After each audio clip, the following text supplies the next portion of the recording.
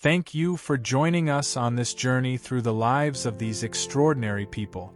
Their stories remind us that true impact is measured not just by fame or accolades, but by the resilience, passion, and humanity we bring to the world.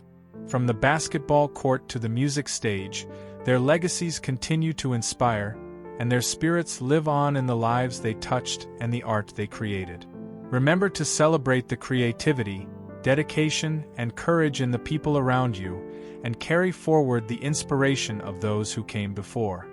Garry Jellybean Johnson was born on November 19, 1956, in Chicago, Illinois, but it was in Minneapolis, Minnesota, that his life and musical legacy truly began to take shape.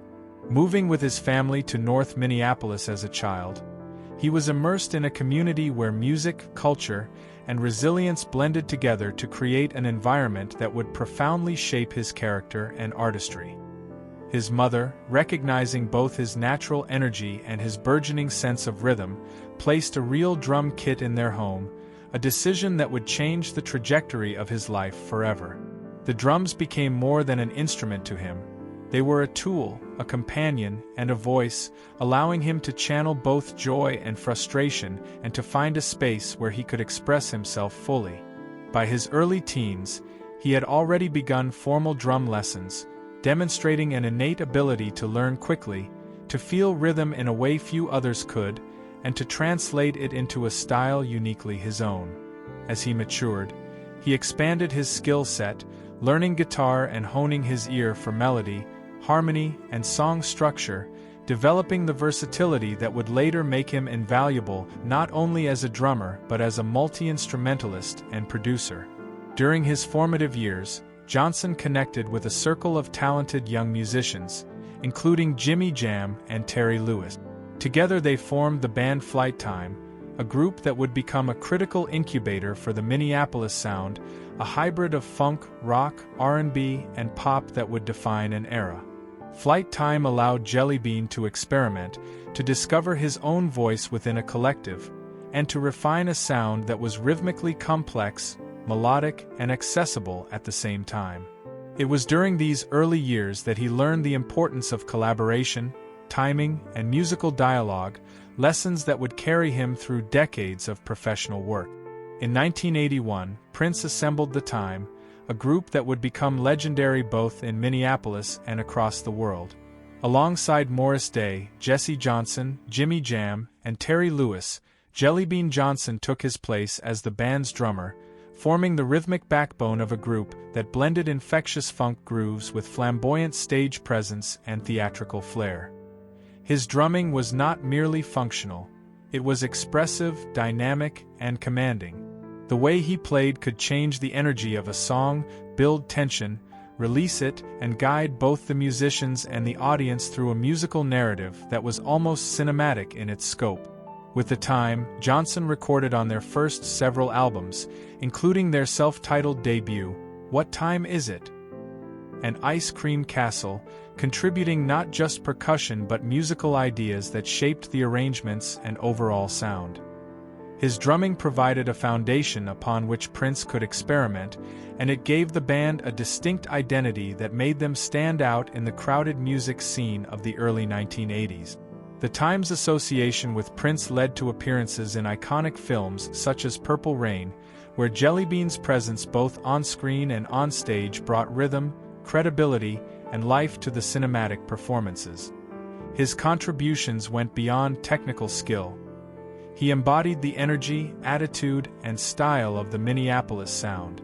On stage, his charisma was subtle but undeniable, a reminder that while a drummer may not always be in the spotlight, they control the pulse, the heartbeat of the music, and in that way, they are central to everything that unfolds.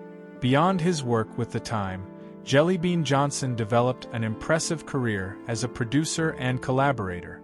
Working alongside Jimmy Jam and Terry Lewis, he contributed to some of the most influential tracks of the 1980s and 1990s.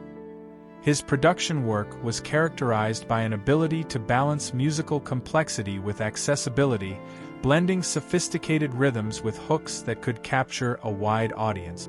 Among his most notable contributions was work on Janet Jackson's song Black Cat, a rock-infused track that showcased his versatility, musical intuition, and ability to transform an idea into a powerful, finished song. His influence extended to artists such as Alexander O'Neal, New Edition, Cherrelle, and Mint Condition, helping to shape their sound and elevate their music through his understanding of groove, dynamics, and production craft. Jellybean's contributions were not only technical but also deeply human. Colleagues describe him as humble, approachable, and generous with his knowledge. Despite working on some of the most commercially successful music of the era, he never sought the spotlight for himself. He valued community, mentorship, and the act of helping others develop their craft. He remained deeply tied to Minneapolis, committed to preserving the musical heritage of the city that had nurtured his talent. In his later years, he became a driving force behind the Minneapolis Sound Museum, a project dedicated to celebrating, preserving, and educating new generations about the unique musical movement that he had helped create. Through the museum, Jellybean sought not only to honor history but to inspire young musicians to innovate, collaborate, and carry forward the creative spirit of the Minneapolis scene. Throughout his life, Jellybean Johnson's personality was as remarkable as his musical abilities. He was known for his warmth, humility, and generosity, traits that endeared him to both colleagues and fans. His devotion to family, friends, and community was evident in his actions and in the way he interacted with people at all stages of his career. Despite achieving fame and working on high-profile projects, he remained grounded, approachable, and committed to the principles that had shaped him from childhood. On November 21, 2025, 2 days after celebrating his 69th birthday, Garry "Jellybean" Johnson passed away. The news reverberated through the music world, from Minneapolis to Los Angeles to audiences across the globe. Fans, fellow musicians, collaborators, and community members expressed deep sorrow, reflecting on both his extraordinary musical contributions and the personal impact he had on those who knew him. Tributes highlighted not just his technical mastery as a drummer and musician, but also his generosity, mentorship, and the enduring influence he had in shaping one of the most distinctive sounds in modern music history. The loss of Jellybean Johnson marked the passing of a man whose life was a bridge between talent, community, and creativity, someone who had helped to define a cultural movement and had done so with humility, grace, and unwavering dedication. Jellybean's legacy is enduring and multifaceted. He remains remembered as a drummer whose skill and creativity brought songs to life, as a producer whose insight and vision elevated others' work, and as a mentor and community leader who inspired countless musicians to explore their potential. His story is a testament to the power of dedication, passion, and the belief that music can transform not only lives but communities. Through his work with The Time, his collaborations, and his efforts to preserve the Minneapolis Sound, Jellybean Johnson ensured that the rhythm, energy, and spirit he embodied would continue to inspire generations long after his passing. He was a man who understood the transformative power of music, the importance of legacy, and the need to nurture future talent. Even as the world changed around him, he remained committed to the artistry and community that had nurtured him, proving that greatness is not only measured by fame or commercial success but by the depth of impact one leaves on others. Jellybean Johnson will forever be remembered not only as a brilliant musician but as a visionary, a mentor, and a cultural icon whose influence continues to resonate, echoing in the beats of the Minneapolis Sound, in the music of countless artists, and in the hearts of all who were touched by his talent and his humanity. Randy Jones was a name that once echoed through Major League Baseball with authority, precision, and quiet determination. Born on December 13, 1952, in Fullerton, California, Jones rose from modest beginnings to become one of the most dominant pitchers in the game during the mid-1970s. While he may not be as widely remembered today as some of his contemporaries, His impact during his peak years left an undeniable mark on baseball history, especially with the San Diego Padres, a franchise that was still finding its identity when he helped define it. Jones was not the typical overpowering flamethrower. Instead, he built his success on control, intelligence, and an exceptional understanding of how to outthink hitters. He threw a sinking fastball and a devastating breaking pitch that kept batters off balance and frustrated even the most disciplined lineup. What made Randy Jones special was his ability to stay calm under pressure, pitching with a steady rhythm that made him seem unshakable on the mound. After being drafted by the San Diego Padres, Jones quickly worked his way through the minor leagues and made his major league debut in 1973. It didn't take long for people to realize that this young pitcher had something different. By 1975, he had already become a cornerstone of the Padres' rotation, and in 1976, he delivered the defining season of his career. That year, Randy Jones went 22-14 with a remarkable earned run average of 2.74, leading the National League in victories and innings pitched. His consistency, durability, and dominance earned him the National League Cy Young Award, making him one of the few pitchers in Padres history to receive this prestigious honor. For a franchise that had struggled in its early years, Jones became a symbol of hope and credibility. He was the ace who gave the Padres a chance to compete night after night. Fans trusted him, teammates relied on him, and opponents respected him. His work ethic was legendary, and his approach to pitching was methodical, almost surgical. Every game he pitched felt like a lesson in discipline and focus. However, as is often the case in professional sports, injuries and wear began to take their toll. After his peak seasons, Jones struggled with arm issues that gradually reduced his effectiveness. By the early 1980s, his dominance had faded and his time in the major leagues came to an end. Though his career was relatively short compared to some legends, the brilliance of his best years ensured that his name would not be forgotten by true baseball fans. After retiring from professional baseball, Randy Jones transitioned into coaching and mentoring younger players, passing on the knowledge that had made him great. He worked with minor league and college teams, helping shape the next generation of pitchers with the same patience and intelligence that had defined his own career. In this role, he continued to influence the sport, not through headlines and accolades, but through guidance and experience. Randy Jones represents a type of athlete that baseball has always admired. The quiet professional, the disciplined craftsman, the player who let his performance speak louder than his personality. He may not have sought the spotlight, but for a few unforgettable seasons, it found him anyway. His Cy Young year stands as a reminder that greatness does not always come with drama or showmanship. Sometimes, it comes in the form of steady excellence, well-placed pitches, and an unbreakable will to compete.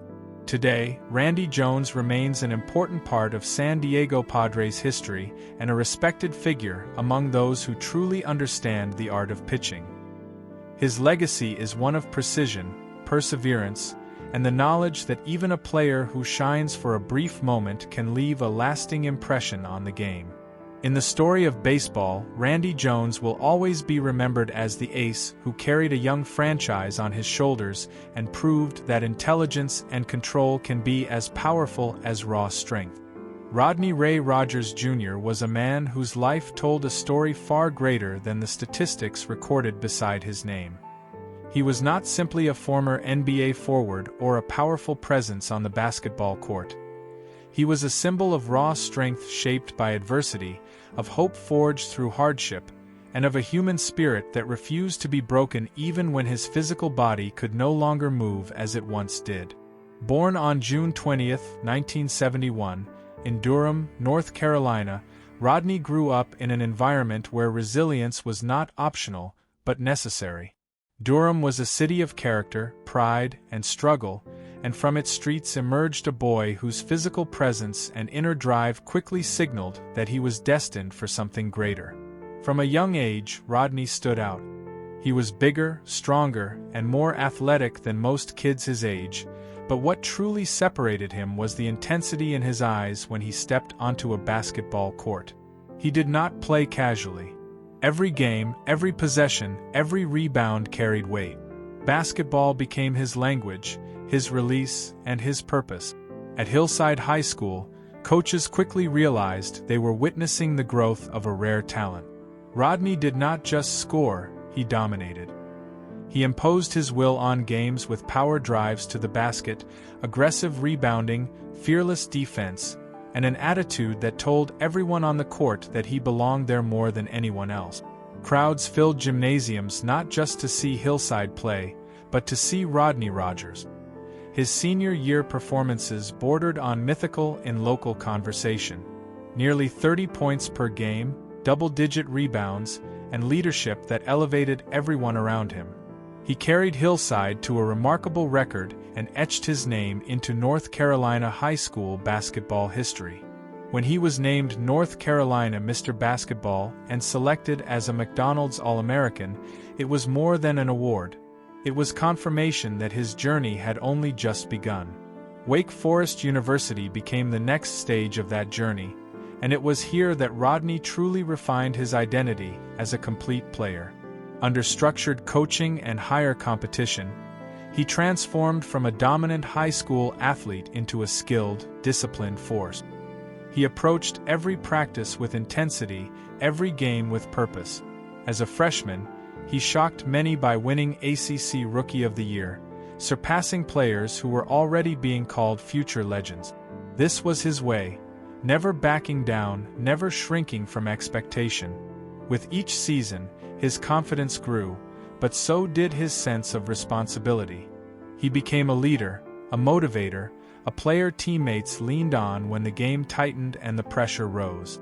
By his final year at Wake Forest, he was one of the most feared forwards in college basketball. Over 20 points per game, consistent dominance, and an unrelenting physical presence made him the engine of the Demon Deacons. When his jersey was retired, it was not just for numbers, but for the heart he poured into the program. The NBA awaited him, and in 1993, the Denver Nuggets selected him 9th overall. With that moment, Rodney stepped onto the global stage of professional sport. The pace was faster. The competition was tougher. The expectations were unforgiving. Yet he embraced it all with the same fire that had carried him from Durham playgrounds to national arenas. His rookie season became historic when the Nuggets upset the top-seeded Seattle Supersonics, turning a young team into a symbol of fearless competition. Rodney was part of that energy, that belief, that shockwave through the league. As his career progressed, he evolved. Playing for various teams over 12 seasons, he learned to adapt, to accept different roles, and to serve wherever he was needed. Whether as a starter or a bench contributor, he brought professionalism, intensity, and reliability. His crowning achievement came with the Phoenix Suns when he was named NBA's 6th Man of the Year. It was recognition not just of scoring ability, but of sacrifice, versatility, and maturity. He was a player who understood that greatness was not always about being the center of attention, but about making the entire team better. Yet behind the power dunks and fierce rebounds was a grounded man who never forgot where he came from. He remained deeply connected to Durham, to his roots, to his family. He carried himself with humility, often avoiding the spotlight off the court. He valued loyalty, honesty, and respect more than fame. To those close to him, Rodney was not a celebrity, but a dependable presence, a loving father, and a man who genuinely cared about the people around him. Then came the moment that redefined everything. In 2008, a tragic ATV accident left him paralyzed from the shoulders down. For a man whose identity had been built around physical movement, power, and control, this was a devastating transformation. The reality of immobility could have shattered his spirit. Instead, Rodney chose a different path. He chose courage. He chose acceptance. He chose to live. Day by day, he learned to navigate a world that no longer moved at his command. Yet his mind, his heart, and his spirit remained unyielding. He shifted his focus from what he had lost to what he could still give. He became an advocate, a mentor, and a source of strength for others fighting similar battles. Through his foundation and his personal example, he offered hope to those who felt forgotten, proving that true power lies not in muscle, but in mindset. He worked in public service, becoming part of the Durham community in a new way. Many who encountered him had no idea of his past fame, and he never demanded recognition. That humility defined him more than any trophy ever could. His love for his children, his dedication to his family, and his unwavering belief in perseverance became the foundation of his post-basketball life. Rodney spoke often about gratitude. Gratitude for life. Gratitude for the people who stood by him. Gratitude even for adversity, which he believed reshaped his perspective and deepened his understanding of what truly mattered. He lived not with bitterness but with purpose, not with regret but with resolve. When Rodney Ray Rogers Jr. passed away on November 21, 2025, at the age of 54, the reaction was not just sorrow, but reflection. Reflection on a life that spanned triumph and tragedy, fame and humility, strength and vulnerability. He was remembered not only for his explosive play on the court, but for the compassion he showed off it. He became more than an athlete. He became a lesson in humanity. His story reminds us that life is not defined solely by victories, but by how we respond to loss. Not by how high we rise, but by how we endure when we fall. Rodney Rogers rose from a determined child in Durham to an NBA star, from a paralyzed survivor to a source of inspiration. His legacy lives not only in basketball history, but in the countless lives he touched through his resilience, kindness, and unwavering courage. He proved that even when the body is limited, the spirit can remain limitless. That even when silence replaces the roar of the crowd, purpose can replace despair. Rodney Ray Rogers Jr. will never be remembered merely as a former player. He will be remembered as a man who lived fully, fought bravely, loved deeply, and showed the world that true greatness is measured not in points, but in perseverance. Welcome to today's deep dive into the lives of extraordinary individuals who shaped their fields, inspired countless people, and left lasting legacies. In this video, we explore the journeys of two remarkable figures, from the high-flying basketball courts of the NBA to the groundbreaking rhythms of the Minneapolis Sound. Their stories are filled with triumph, challenge, resilience, and the kind of dedication that leaves an enduring mark on the world. Join us as we uncover their lives, their achievements, and the lessons they teach about perseverance, talent, and the human spirit.